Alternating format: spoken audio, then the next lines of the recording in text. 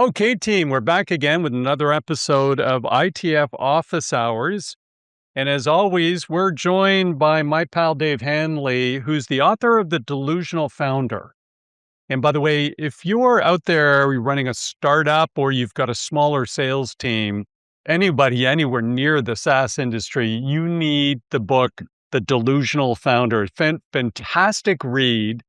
And it's in the mode of, the wealthy barber or the 1-minute manager, where it's a shorter read packed with great information and super interesting. So Dave would never do this for himself, but I'm doing a little commercial here in the office hours for The Delusional Founder. Dave, good to see you again. Yeah, you too. I appreciate the shameless plug there right here off the top. Got to be done. That's how you sell these books on Amazon. There you go. So good news on the mailbag. The digital mailbag keeps filling up. It's piling up, Mark. We got a lot of good questions. I think we got some good response from our first office hours episode, and people, sent us in a few more, so we can keep the ball rolling here and answer a few more questions. Let's jump in. Looking forward to it. All right, let's look at question number 1 here. We've got Jim. So Jim says, I've been in sales for 20 years in the enterprise software industry, and I'm getting a little bit concerned about the future with all of the hype around AI. My company seems to be really embracing it, and they're even experimenting with AI-based SDRs to help with lead generation. How concerned should I be about my future as a seller, and what can I do to stay ahead of the curve? So really, really good one from Jim there. Hot topic off the top here, Mark. Yeah, super, super hot. So the ITF Office Hours just became an 8-hour podcast. Based on response here. So first of all, Jim, thanks for the question. Dave, thanks for the question. Of course, this is on everybody's mind, and team, this is on my mind too. So as with anything, I still am this believer in the atomic habits approach to things, which is, lifelong learning, always trying to get 5-10% better. I don't worry about trying to get 30 or 40% better in any short period of time on anything, because it's just not going to happen. You'll just feel bad. So just on the AI front, the future we'll talk about in a second, but the first message to anybody out there is just get in the game a little bit. Mm-hmm. So whether it's ChatGPT or Claude, start to think about, how do I get in there? How do I start to have conversations with AI versus just asking for research? So, a great pal of mine, Mike Sparling, who's an AI thought leader, suggested in my commutes in and out of Toronto, he said, trying to have a conversation with AI instead of just asking for one question or some piece of research. So he said, you can make use of dead time commuting. I thought that was a great idea. Mm-hmm. But first of all, let's take brass tacks here. So AI is, today, as of the recording of this podcast, everything will change, but it's a great tool today, or it's a great opportunity today. It's not a tool, it's a great opportunity, but it only works if you really understand your sales playbook. So the truth of it is you do have to go back to the fundamentals. So he brought up SDR work. Let's think about that. So if we look at our sales playbook, first we have to understand our value proposition and our value proposition messaging. Then we have to understand our target market, which means start with your ideal client profile, and then understand your buyer persona. If you do not understand those two things, AI can't help you. It's just going to spray and pray the way many companies do today. And by the way, Dave, this is a huge problem still today with many of the companies, and we hear from thought leaders like you all the time, many of the companies out there, they don't spend the time to truly define their ideal client profile, and they go after everybody. And they waste too much time on smaller deals that have no impact on their business. And it creates a lot of noise. But let's say we did go through, the delusional founder and learn to love selling. We really understood our ideal client profile. Then what I can do is I can use the AI that's embedded into a lot of the sales enablement tools out there today to help me with firmographic data. So size of the company, revenue, all of employees, technographic data, what's their tech stack today. I can help it with trigger event monitoring. Okay, for sales training, a trigger event is they have a new chief revenue officer. Boom, we want to reach out to them. They got funding. Boom, we want to reach out to them. Mhm. Or on LinkedIn, they're hiring 9 or 10 salespeople. Boom, we want to reach out to them. But we don't want to reach out to everybody. So it's only helpful for my team if, in fact, we actually have gone through that effort of understanding really who that ideal client profile is. Will it take over a little bit of the work of SDRs? I think it's going to take work off the table of SDRs for sure, because those three things that we do research on that I just talked about, firmographic, technographic, trigger event monitoring, those things take like 30, 40 minutes per prospect today. And so if I can get that in 2 minutes, or I can walk in every day and that's already done for me, that's kind of interesting. Mhm. Or if I have AI kind of leveraging all of the data that I've, the attributes I've talked about, where when I walk in, it's already been through my database and it's gone through this. And he said, Mark, if you only have time to reach out to 10 people today, these are the 10 people you should reach out to. I got one other thought, Dave, but does some of that resonate? Do you think that's helpful? Yeah, I mean, I think talking directly to Jim's concern, he's in the enterprise software space. That's a very much relationship based business. I was in enterprise software for 15 years. I don't think Jim should be too concerned about, an AI agent taking over his complete sales Nice. process and he's out of a job. I think going forward, the sales people that are going to win in this more AI based environment are the ones that use AI as a tool to basically do their job better and an enabler. And also those salespeople that are going to be, call it the most human, the ones that actually connect with Right. their buyer and help them solve problems and, talk to them. Hey, what are you actually concerned about here? How can we help, get over that? Just connecting, because people buy from people, right? So I think that's a key thing going forward for Jim, is lean into that, because that's not going to get replaced by AI anytime soon. Beautifully said, by the way. We always say on the podcast today, B2B sales is management consulting. Hmm. Management consulting is where you're really having that authentic conversation with a client or prospect where you've got a point of view as to how you can really help them because you have experience and expertise. It's not about pitching, it's just about helping. I think that's absolutely right. Now, if there's folks out there today listening who are SDRs who've been trained to do nothing but pitch or be talking brochures, I absolutely think AI sort of speeds up For sure. the removal of those folks from the ecosystem. So you've got to elevate your game, to get to that point where you can add value, insight, knowledge in a live conversation dynamically with empathy. Yep. Hmm. So I love that idea. This will help the best get better, and it might bridge a gap between the best and the rest.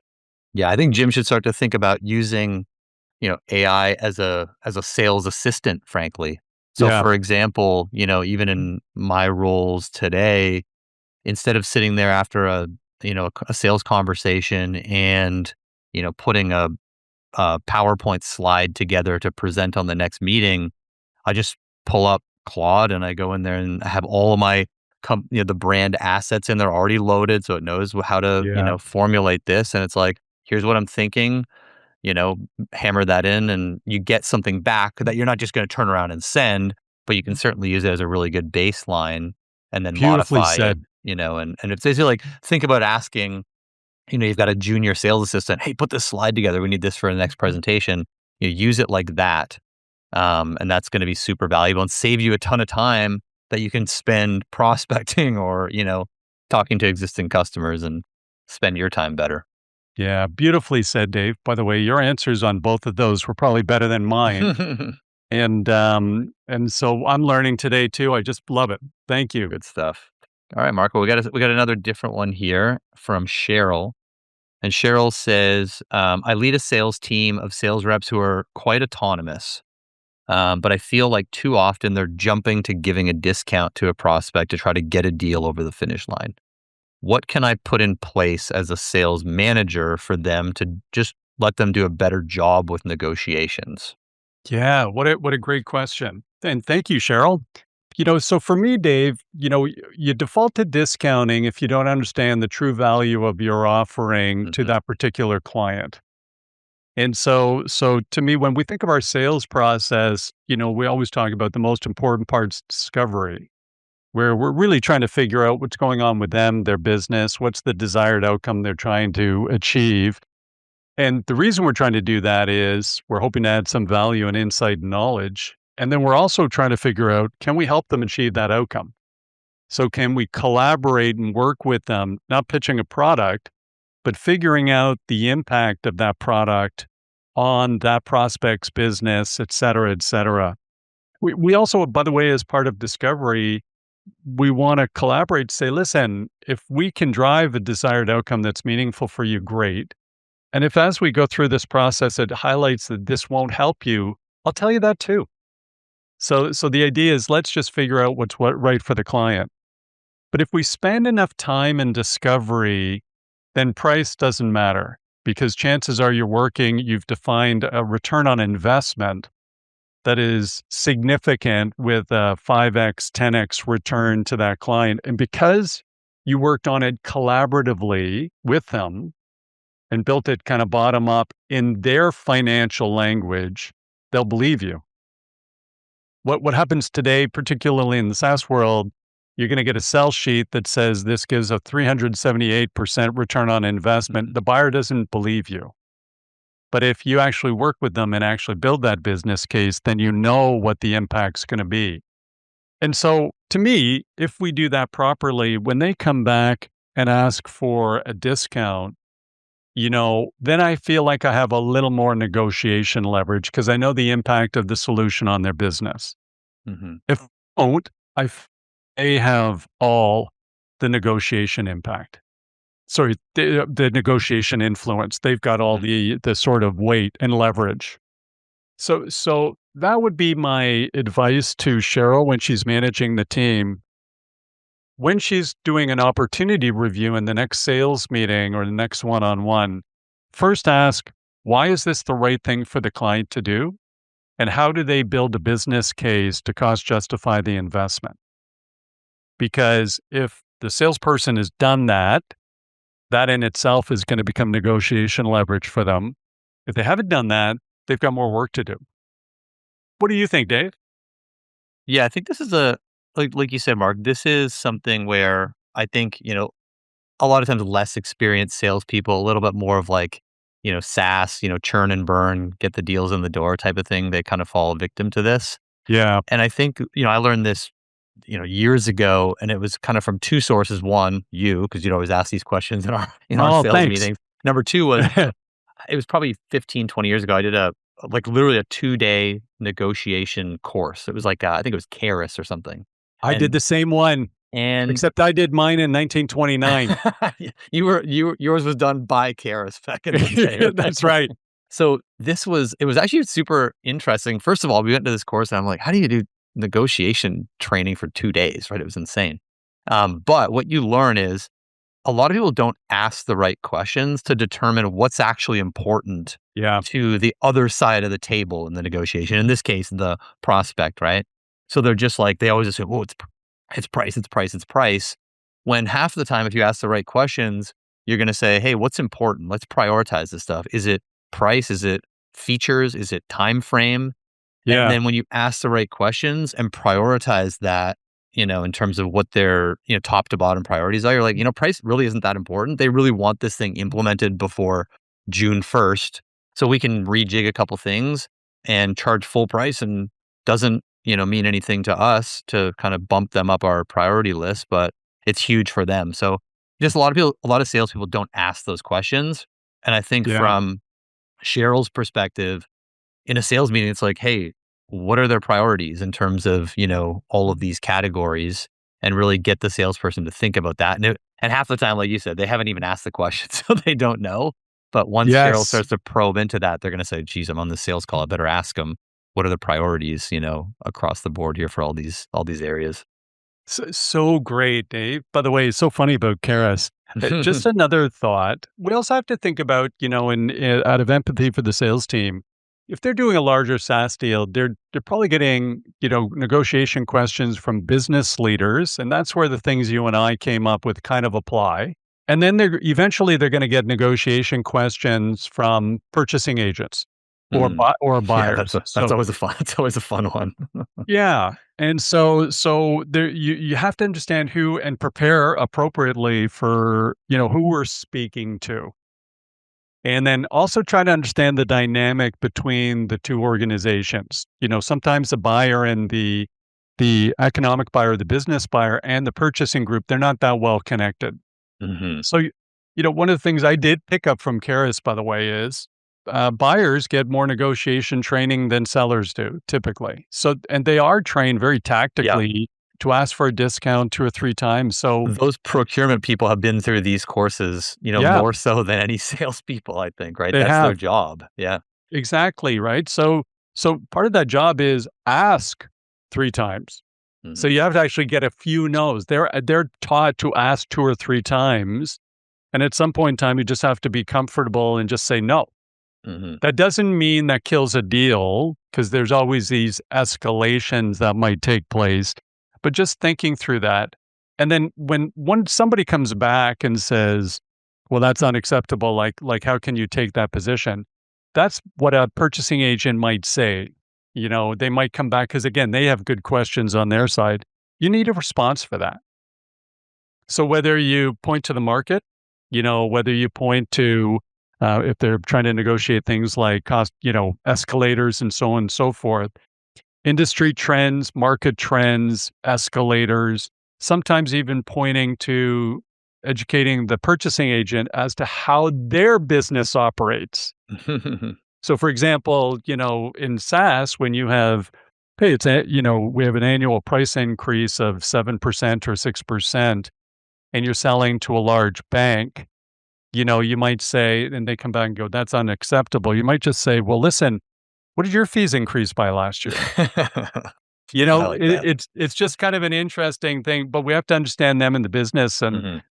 one of the overarching themes always, gang, is prepare for these things. Yeah. When you're going through into that kind of negotiation, you've been through this before. Your sales leader's been through this before. So coming up with the 5, 7, 9 questions, they're going to ask, be ready for the answers so you don't look like you're caught in the headlights when it comes up and you're trying to dance it or respond on the fly because we don't tend to do well that way. Yeah, 100%. Yeah, that's really good. Hey, by the way, we could do an entire, and we should, we could do an Exactly. entire, selling well podcast just on negotiation. Yeah. So team, keep your questions coming in. And, it's probably high time for us to find the global thought leader on Mhm. negotiations, to figure out, okay, how do we all keep current with this and keep our training current? It's funny, I still have those Karis materials from back in the Exactly, day. yeah. I think I might have them somewhere too. And it's like, from Cheryl's perspective, if she hasn't taken some kind of negotiation training, like I said, it was a 2-day program. Yeah. So that's something to look into, more in depth, on that because it's pretty eye-opening, and they set it up to be at the end, I remember it's like, this is very eye-opening, just the way their program is. You gotta ask the questions. You have to know what's on the other person's card, right? Because you don't do all these role plays, and that was the whole thing they were trying to teach you there. It was cool. Back in the days of the $1 billion deal, when I did that deal, first of all, helpfully, 2 years prior, I'd been to Harvard for their Mhm. 2 days on negotiation training. And one of the big things was trying to expand the size of the pie. So Yeah. rather than thinking the pie and I've got my piece and I've got their piece, Mhm. it's their way of making this pie a little bit bigger for all of us. So the 100%. split between the two of us, doesn't really matter as much. And then always kind of understanding with negotiation the difference between a position and the interest. So if you can build that trust where somebody says, I want a discount or I want this or I need unlimited liability, saying, I understand the position, why? And the Mhm. more they start explaining why they're asking what their real interest is, the better off you're going to be. Mhm. So Yeah, exactly. I'll use one super quick example without boring folks here. But back in the day when I did those huge deals, we were always negotiating check processing, meaning processing checks. Dave and I bet, and back in back in the day, he'd write me a check, and then I'd cash that check. And what they would always negotiate is liability if you make a mistake. And I'd say, keep telling me more. And the more they explained it, they'd say, well, if that, Dave writes you a check for 10 million bucks and Mark, you cash it, and then you guys make a mistake on that one, we're out 10 million bucks, so you have to pay us back. And the more they explained it, the more comfortable I felt in my counter position, which was, you're paying me 3 cents to cash that check. You want me to take unlimited So now liability? I'm going to take unlimited liability and kill my company. And by the way, that type of mistake is an inherent risk in the business you've chosen to be in. Mhm. We're not taking over your risk. We're Yeah, just processing the check better than you did.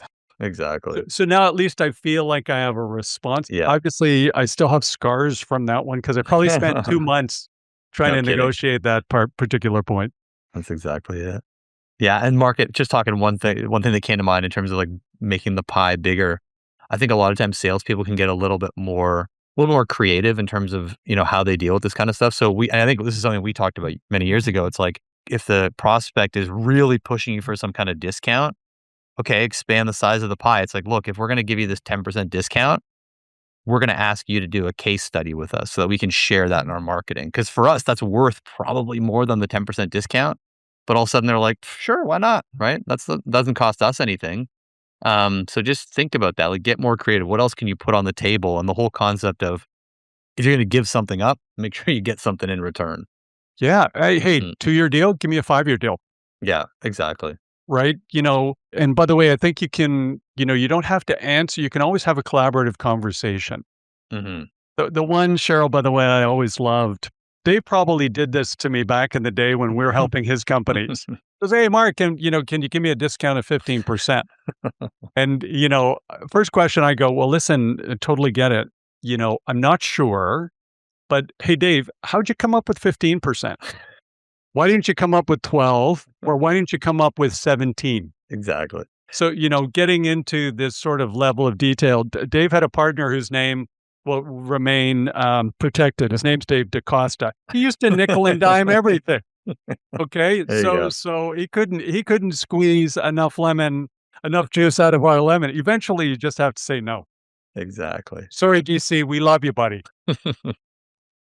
Shall Hopefully we he's try and listening. squeeze one more in here? Yeah, we Speaking of got one more. squeezing juice. I don't know if this one's gonna take too much time. The negotiation topic's so huge. I think this one is a little this one's Yeah, a for little sure it is. we could do a 2-day podcast on that, but this one's a little more to the point, hopefully a little more tactical. So this one's from Ryan. Ryan says, "We're building out our sales team, and I've been doing quite a few interviews lately. When it Yeah, comes to reference checks, I feel like they aren't very useful because references aren't that right. keen to open up and give me the straight goods. What do you recommend to help actually make reference checks effective?" Oh, what a great question, and thank you, Ryan. So first of all, a couple of thoughts. One reference source I would point to, which I still love to this day, is a book called Who by Jeff Smart and Randy Street. And this is a tip I picked up from reading that book, whether it was 10 years ago or 15 years ago. So when you're doing a top grading interview, one of the questions you like the candidate to speak to when they're speaking about their different roles, there's 4 questions when they're telling you the story of their career. What were you hired to do? What stands out as your accomplishments you're most proud of in that particular role? What were some of the more difficult parts of that job? And then why'd you move on? So if we go to the third one, what were some of the more difficult parts of this job? That's where on their CV, I definitely take notes when we're talking about this. So I'm interviewing Dave Hanley. He's telling me that, 10 years ago, he didn't love the management style of a particular company at a particular time. Okay, got it. I keep track of those because 3 weeks later, I might be calling Dave's reference. And when you're speaking to a reference, they wouldn't be a reference unless they're going to say great things. But sometimes putting some distance between the conversation and the candidate is helpful to the person you're speaking to. So I might say, hey, Peter, Dave mentioned 10 years ago when he was working with you, he had some difficulty with the sales reporting and the management cadence. Can you tell me a little bit about that? So, two things happen with Peter. First of all, he doesn't feel like he's throwing you under the bus because this is 10 years ago. And then, secondly, the fact that I said, Dave told me about this. Mm. Now, Peter opens up a little bit. Or I might ask a question, say, what were you coaching Dave on back in those days? I know that was a long time ago. Now, again, he's never going to say something bad about Dave, but he might highlight one or two things that I'll consider if I noticed it. Because clearly we understand that Dave Hanley has a problem with authority. Anybody who knows Dave Hanley knows that that's the case. Hypothetically speaking. Hypothetically, of course. Hypothetically, oh yeah. Now we're winking to the camera. But I might, again, this won't change my opinion, but this might actually give me some help for any different thing I might push on a little bit. It might give me some insight in terms of how to best work with Dave today. I don't think it's going to change, whether we move forward with a candidate, but it might be helpful insight in terms of how I best work with a candidate today. That would be one thought. What do you think, Dave? And you can use me as the example. Yeah, exactly. Yes. Get me back.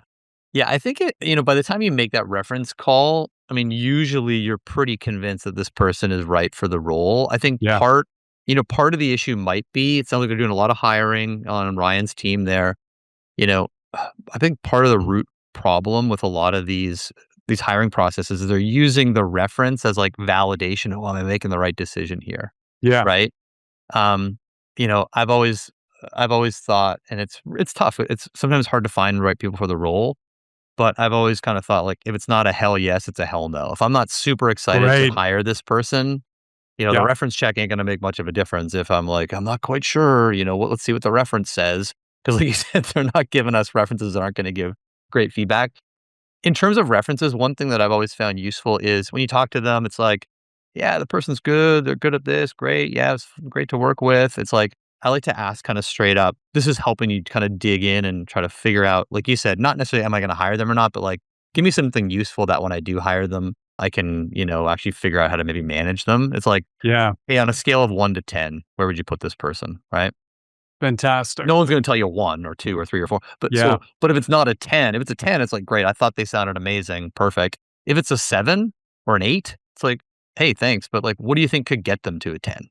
Right. Yeah. So then at least they're like, yeah, good question. You know what? They could be a little better at, prospecting, or, they're a little sloppy with whatever contracts or something, right? So that leaves you like, okay, good to know, kind of tuck that one away for later type of thing.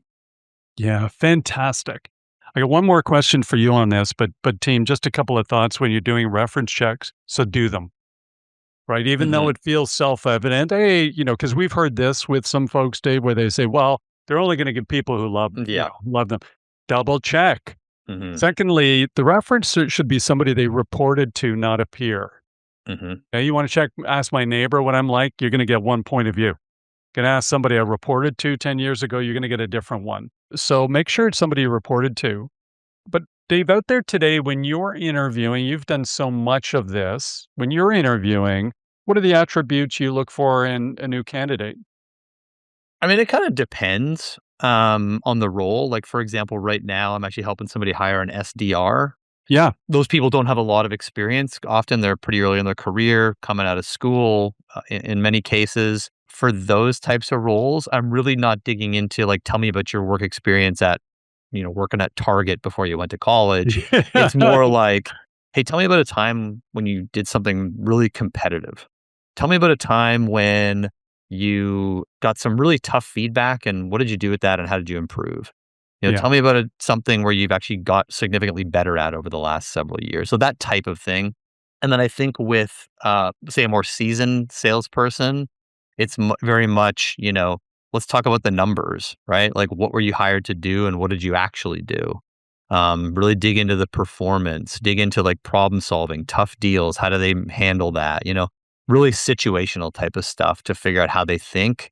And you're really trying to find, somebody that matches your kind of the values and the, what's been successful on your sales team. And different companies have different, key values and what they feel is important. Yeah. Culture. Culture is for sure a big part of it. I love that. And I also like always just defaulting back on, I have a little checklist of things I'm looking for: intelligence, drive, humility, Mhm. passion, and optimism. Those tend, and I just rank them as I'm having an interview. You can't beat somebody with all those, right? I mean, it sounds pretty good. Yeah, Yeah. it does sound pretty good. Again, none of that is industry experience or depth selling. If somebody's got all of those things, I could probably teach them to be an SER. That's true, yeah. So the humility is a big one, gang, no matter what stage of career. Humility to me means it's not shy or retiring. It just means somebody understands they don't know it all. 100%. You 100%, know. Mark, and here's another quick story for you. You'll like this one too. So this goes back to this is another I mean, we didn't just hire people named Dave, but Dave DaCosta and I were interviewing another fellow you know quite well, Dave Pittman, Love them. and we had just and again, fresh SDR role out of school. We just interviewed a guy that came in earlier, and we asked him straight up, like, "Hey, have you ever worked with a CRM system?"